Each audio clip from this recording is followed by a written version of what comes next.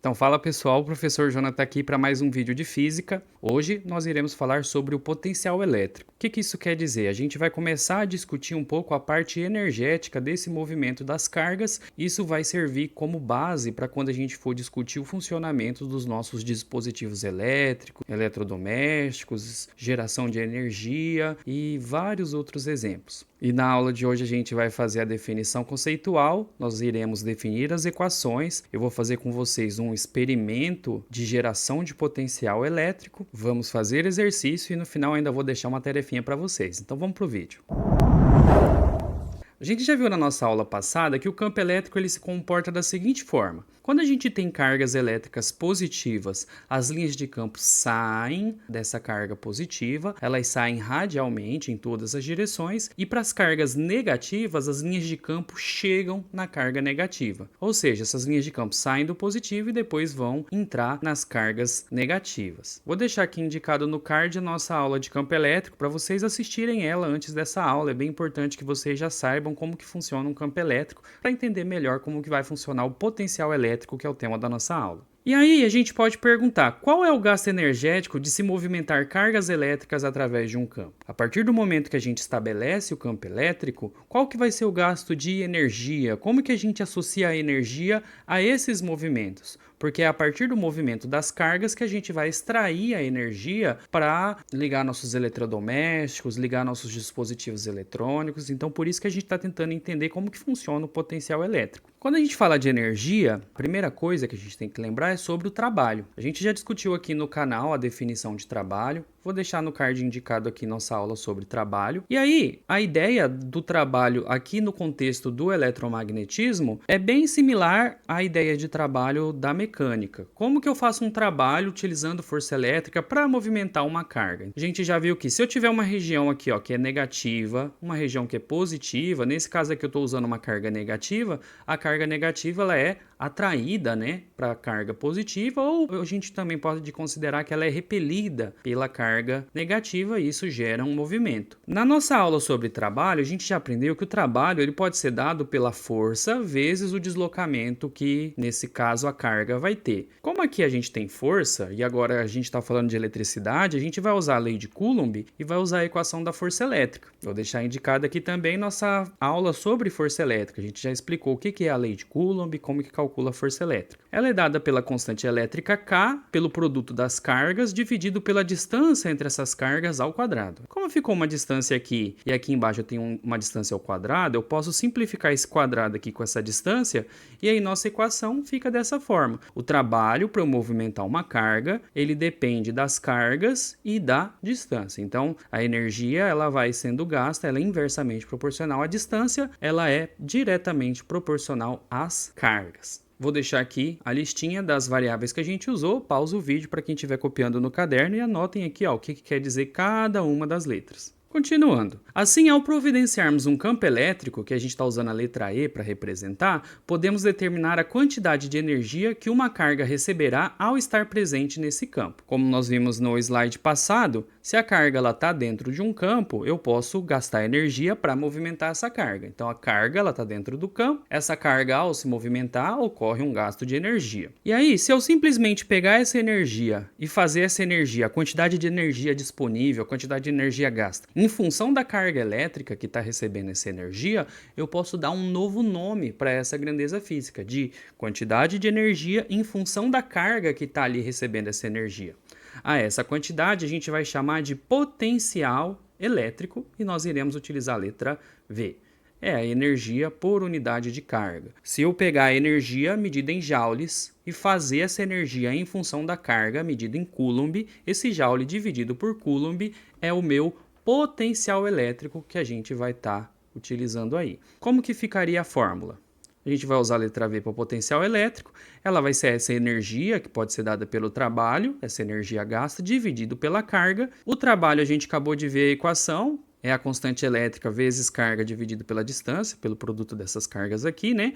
Como já tinha uma carga aqui embaixo da fração, eu só repeti ela aqui do lado. Como tem uma carga em cima e uma carga embaixo, eu posso simplificar essa relação. E aí, o nosso potencial elétrico ele vai ser constante elétrica vezes a carga que está imersa nesse campo, que vai ser movimentada, dividido pela distância dessa carga até a carga que está gerando o campo elétrico. Qual que é a unidade de medida? Eu já comentei que é Joule por Coulomb, mas esse Joule por Coulomb ele ganha um novo nome. Esse novo nome é o volt. A gente usa também a letra V para representar esse volt aí. Novamente, pausem o vídeo, aqui está a listinha das variáveis aí, ó, se vocês quiserem anotar no caderno. Eu aposto com vocês que todo mundo aqui já ouviu falar de volt, seja na tomada, minha tomada é 110 volts, 220 volts, eu tenho uma pilha aqui de 3 volts, 6 volts, uma bateria e tal. Essa grandeza já está no nosso cotidiano, a gente já ouve falar dela há muito tempo. E agora a gente viu a definição formal do que quer dizer esse volt. O que é 1 volt? É simplesmente eu aplicar 1 joule em 1 coulomb de carga. Então essa voltagem, esse potencial elétrico, nada mais é do que a quantidade de energia que eu vou ter por carga elétrica que tiver ali disponível. E da onde que saiu esse volt, né? Da onde que saiu esse nome? Volt em homenagem ao italiano Alessandro Volta, que em 1800 inventou a pilha, empilhando discos de zinco e cobre separados por tecidos embebidos com uma solução salina. Essa aqui, ó, esse trambolinho aqui é a primeira pilha.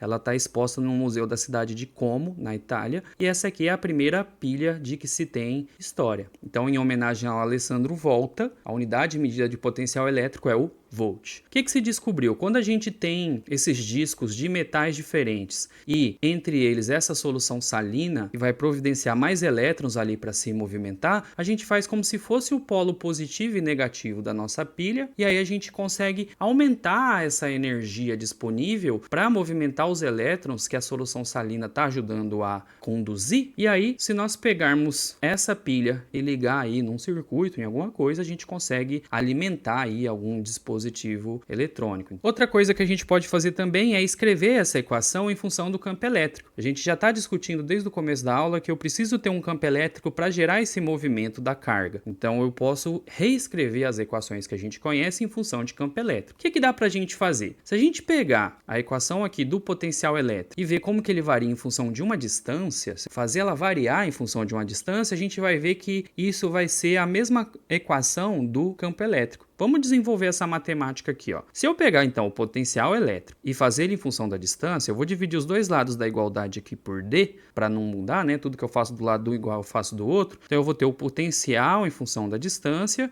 Isso aqui vai ficar como KQ dividido aqui, ó, por D vezes D, ou seja, um D ao quadrado. Se vocês se lembrarem das nossas aulas anteriores, esse kq sobre d quadrado, ele é justamente o campo elétrico. Então, um potencial variando em função de uma distância, ele é numericamente igual ao campo elétrico que está gerando, né, esse potencial elétrico. Então, nós podemos igualar. Campo elétrico, ele é o potencial elétrico dividido pela distância. A gente estabelece uma relação matemática entre os dois. Se eu quiser isolar esse v aqui para escrever em função de v, eu passo o D multiplicando, a gente tem aqui, ó, é a mesma equação, só escrita de duas formas. Então é um jeito de eu relacionar o campo elétrico e o potencial elétrico que vai ser gerado a partir desse campo elétrico. Com isso, eu consigo determinar depois qual que é a energia que essa carga vai receber para ela se movimentar. Novamente, aqui uma listinha com todas as variáveis dessa equação. Para ilustrar melhor tudo isso que a gente está falando, né? Vamos fazer um experimento que vai demonstrar como que a gente pode gerar um potencial elétrico utilizando coisas da nossa casa mesmo. A gente vai fazer uma pilha caseira e a gente vai medir o potencial elétrico que essa pilha caseira vai gerar. Então vamos para o vídeo. Esse experimento consiste em a gente criar uma bateria caseira utilizando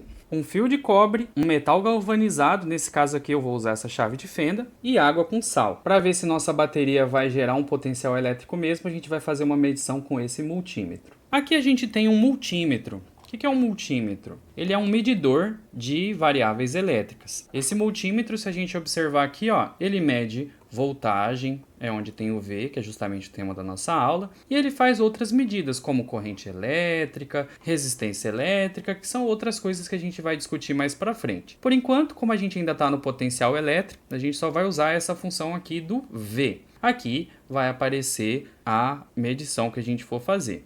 Se a gente olhar aqui, ó, ele mede de 200 milivolts, ou seja, para voltagem pequenininha, e ele vai aumentando, ó, 2 volts, 20 volts, 200 volts, ele vai até 600 volts. Então, conforme eu rodar essa parte aqui, eu consigo calibrar aqui o que a gente está vendo para a gente poder fazer nossas medidas aí. Como o nosso experimento hoje ele é fazer uma pilha, qual que é a ideia? A gente vai usar essa chave de fenda, ela é um metal galvanizado aqui, ó, ela é recoberto com zinco.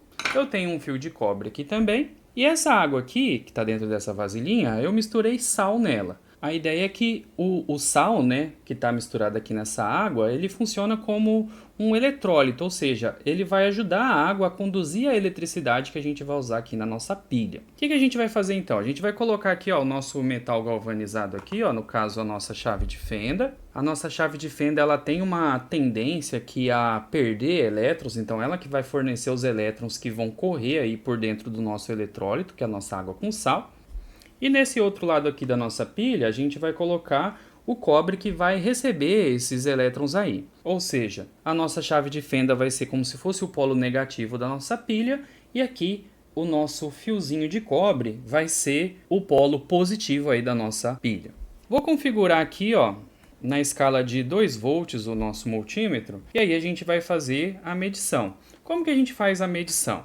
A gente vai ver que os multímetros eles têm duas ponteiras, né? Que quando a gente fizer o contato dessa ponteira com os metais, ele vai fazer uma medida de potencial elétrico. Notem que se simplesmente eu colocar elas na água, a gente pode ver ali ó, que o potencial elétrico está praticamente zero. Essa água, por exemplo, é uma água de torneira que já está misturada com sal, então já tem um pouquinho de elétrons ali. Então, se a gente medir só na água, a gente vê ali que dá aproximadamente zero. Agora, vamos observar qual vai ser o potencial elétrico gerado quando a gente encostar as pontinhas aqui ó, nos metais que vão ser o polo positivo e negativo. Vamos encostar aqui então.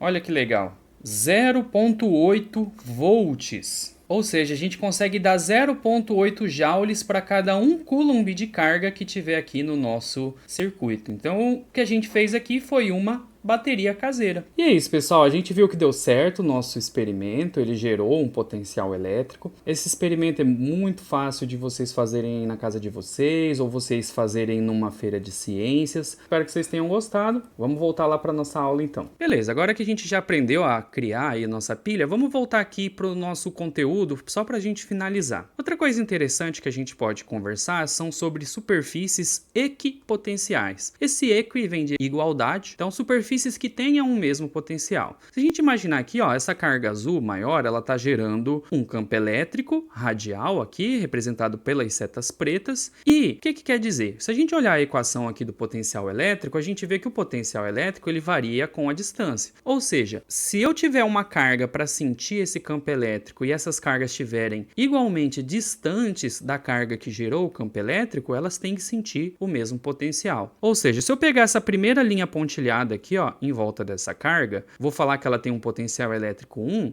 como elas todas estão na mesma distância da carga, né, no mesmo raio, tanto essa carga aqui que eu pintei de vermelho, quanto essa carga que eu pintei de amarelo, tem que ter o mesmo potencial elétrico, porque elas estão a mesma distância da carga que está gerando esse campo elétrico. Então as duas vão sentir o mesmo potencial elétrico, as duas receberiam o mesmo tanto de energia gerada por essa carga aqui. Então o valor dessa carga azul seria o valor que a gente colocaria aqui nesse Q. E esse D é a distância da carga azul até esse ponto que a gente quer descobrir o potencial elétrico. Então, seria o ponto que essa carga aqui, por exemplo, sentiria. Caso a gente mude essa carga, mude a distância dessa carga, por exemplo, ó, coloquei a carga vermelha no potencial V2. Esse V2 ele está mais distante da carga azul. Ou seja, se eu aumento essa distância aqui, esse potencial tem que diminuir. Eu diminuí, então, o potencial elétrico da carga vermelha. Agora, ó, movi a carga amarela lá para o V3. Agora o V2 está com potencial maior porque ele está mais perto do que esse amarelinho aí,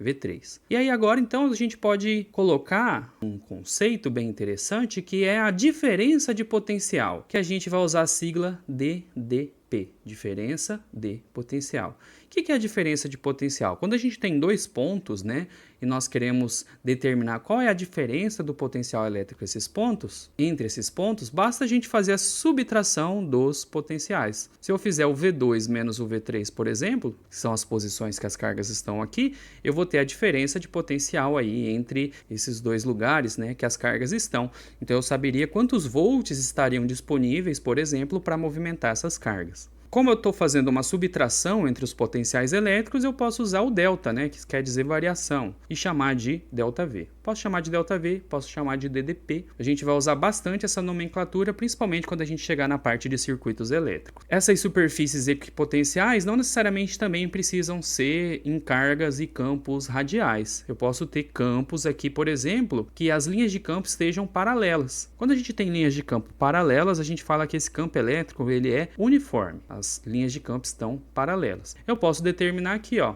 uma linha V2, uma linha V1, com potenciais diferentes. Eu também posso calcular a DDP entre esses dois potenciais, que vai fazer essa carga imersa nesse campo se movimentar. E olha que interessante, quando a gente tiver esse campo elétrico aí uniforme de linhas paralelas, por exemplo, eles podem estar dentro de um fio. E aí esse campo elétrico dentro de um fio pode fazer que essa carga elétrica se movimente dentro desse fio. Esse movimento vai ser a corrente elétrica, e a corrente elétrica é o que vai alimentar nossos eletrodomésticos, nossos dispositivos eletrônicos. Então olha que legal que a gente acabou de discutir aqui. Essa diferença de potencial vai ser a responsável em gerar o movimento das cargas dentro de um fio. Tudo isso devido ao campo elétrico que vai ser estabelecido dentro desse fio, que vai fazer que ocorra, né, esse movimento aí das nossas cargas. Vamos fazer o exercício. Determine o potencial elétrico a 3 metros de uma carga de 6 nanocoulomb.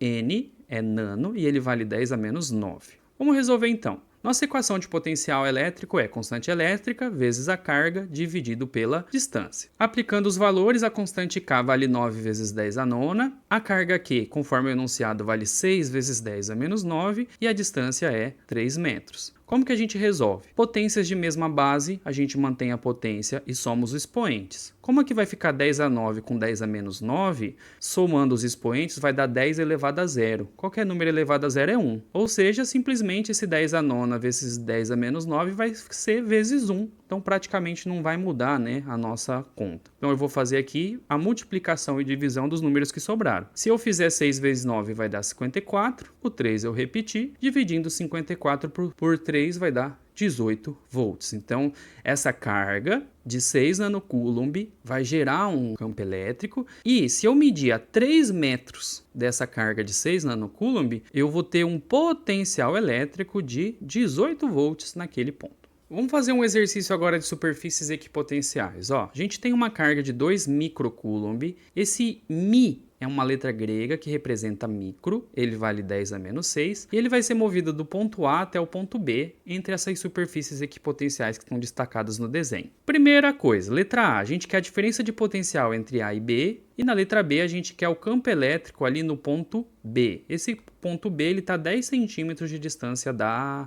carga que está gerando o campo. Vamos lá. Vamos fazer. Primeiramente, a diferença de potencial. Basta a gente fazer a diferença mesmo, a subtração. Então, para fazer, basta eu pegar o potencial do campo A, que vale 500 volts, e subtrair pelo potencial do ponto B, que vale 200. Fazendo 500 menos 200, eu vou ter 300 volts de diferença de potencial entre os dois pontos. Letra B, a gente quer o campo elétrico, né, lá no ponto B. E aí, esse ponto B está a 10 centímetros da carga que está gerando o campo elétrico. Aplicando os valores, então, o ponto B vale 200 volts e a distância até a carga que está gerando vale 0,1. Resolvendo essa divisão, 200 dividido por 0,1 vai dar 2.000 volts a cada metro. Tarefinha para vocês. Determine a carga elétrica necessária para gerar 100 volts a uma distância de 30 centímetros. Então, 30 centímetros dessa carga aqui, a gente quer qual vai ser a carga elétrica necessária para gerar esses 100 volts aí. Deixem as respostas no comentário, depois eu venho aqui discutir com vocês. E é isso, pessoal, parabéns para quem conseguiu aí chegar até aqui, terminar a nossa aula. A gente terminou então nossa parte de eletrostática e a partir da aula que vem a gente já vai começar a falar de eletrodinâmica, a gente já vai começar nosso estudo de circuitos elétricos. Aqui no canal a gente tem conteúdo de toda a física, tem resolução do Enem e tem bastante experimento de física. Se gostou, deixa uma curtida, deixa um comentário aí para mim, se inscreve no canal. É isso aí, valeu, até a próxima.